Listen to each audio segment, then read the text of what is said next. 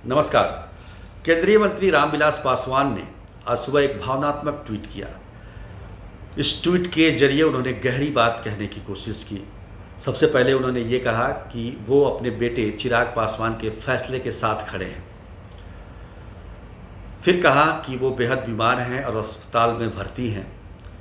उन्होंने अपने बेटे का जिक्र करते हुए कहा कि वो पार्टी की अच्छी देखभाल कर रहे हैं और उनकी युवा सोच बिहार को नई ऊंचाइयों तक लेकर जाएगी।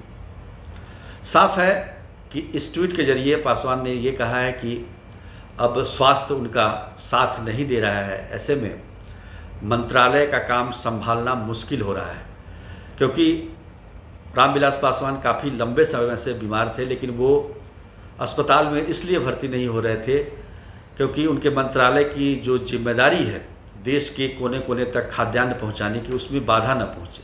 लेकिन बेटे के कहने पे वो अभी अस्पताल में भर्ती है।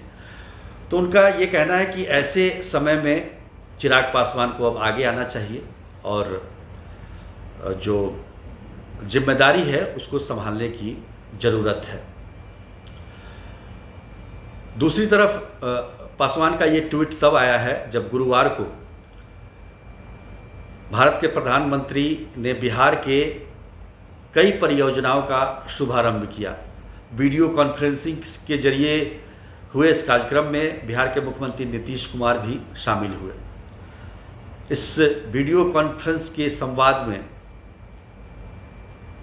प्रधानमंत्री नरेंद्र मोदी ने नीतीश कुमार की भूरी भूरी प्रशंसा की, उनके कामों की सराहना की।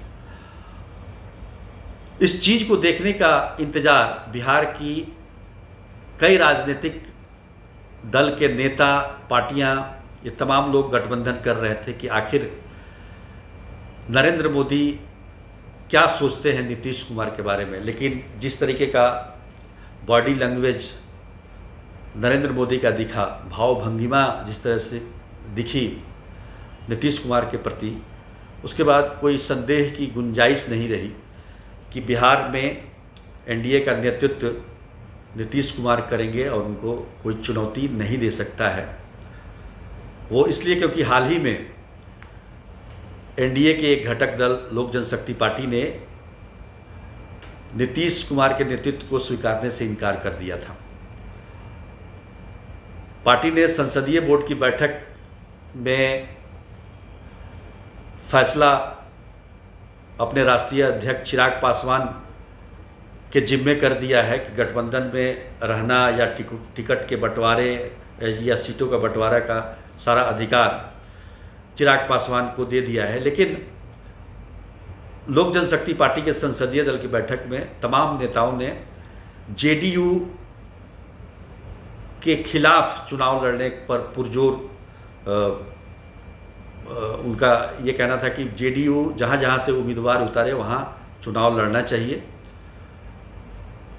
तो ये तमाम बातें हुई। हालांकि अभी तक इस पर फैसला नहीं हुआ है और माना जा रहा है कि 15 सितंबर को चिराग पासवान इस पर अपना फैसला लेंगे कि वो एनडीए में रहना चाहते हैं या फिर कोई अलग रास्ता चुनेंगे।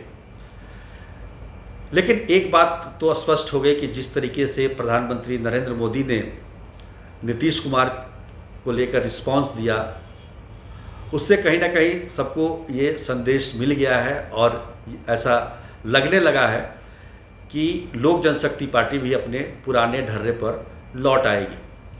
जैसा कि सीटों के बंटवारे का जो फार्मूला तय किया गया है, अभी तक उसके अनुसार यही कहा जा रहा है कि जेडीयू और बीजेपी में बराबर बराबर सीटें बांटी जाएंगी।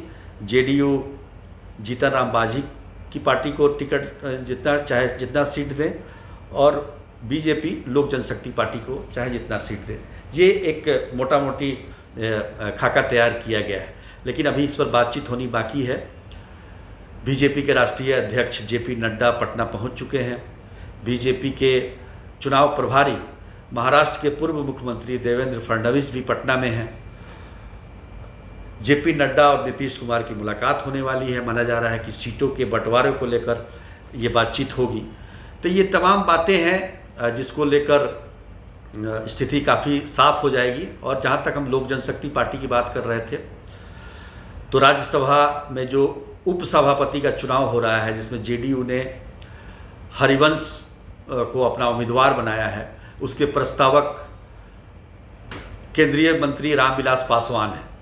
तो ऐसे में आप खुद ही ये अंदाज़ा लगा सकते हैं कि क्या परिस्थिति होने वाली है, क्योंकि तमाम विपक्षी दल और विपक्षी गठबंधन के लोग चिराग पासवान की तरफ देख रहे थे कि शायद वो कुछ फैसला लें और एक अलग नेतृत्व के तौर पर बिहार में उभरें। लेकिन अभी तक की जो परिस्थिति है, बहुत ज़्यादा चीज़ें नहीं बदली, तो एनडीए एकजुट रहेगा ऐसा माना जा रहा है। और जिस तरह की परिस्थितियां बन रही हैं, उससे ये लगता है कि लोक जनशक्ति पार्टी अपने पुराने ढर्रे पर और जो उनका तेवर था उसमें कुछ कमी जरूर आएगी। आज के लिए बस इतना ही। धन्यवाद।